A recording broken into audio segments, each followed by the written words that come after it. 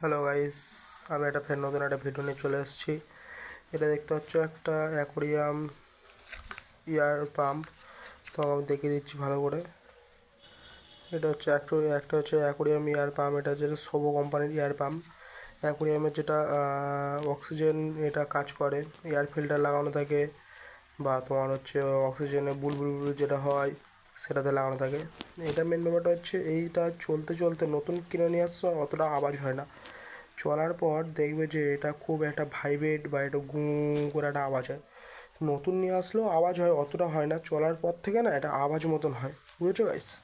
এই আওয়াজটা কি জন্য হয় না দেখো, এই সাইডে তোমাকে আমি সাইড দিতে গেছি, দেখো এখানে যে ওর যে কিনে আনার সময় এখানে একটা রবার মতন থাকে, সেটা আমার এই সাইডে আছে। এইটা থেকে অতটা আওয়াজ হয় না, কারণ এটা ডবল, সিঙ্গেল পাওয়া যায়, ডবলও পাওয়া যায়। দেখতে পাচ্ছ গাইস, এটা হচ্ছে আমার এদিকের এটা দিয়ে খুব আওয়াজ হতো, বুঝেছো গাইস? আমি ওই জন্য দেখেছো এই রবারটা আমার কেটে মানে ফুটো মতন বা কেটে মতন ফেটে মতন গিয়েছিলো, বুঝে গাইস? ওই জন্য আমি এখানে সাইকেলের যে টিউব হয় না তো গাইস, দেখেছো দুটো দুটো টিউব একসাথে নিয়ে আর লাগিয়ে দিয়েছি।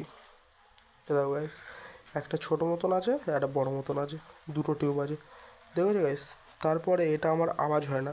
তুমি ভাবছো যে ওই রবারটা চেঞ্জ করে দিলে এর এটা হাওয়াটা প্রেশারটা কম আসবে, না, তুমি টাইট করে স্ক্রুপ দিয়ে টাইট করে দেবে, তাহলে আর আওয়াজটা আর হবে না, বুঝেছো গাইস?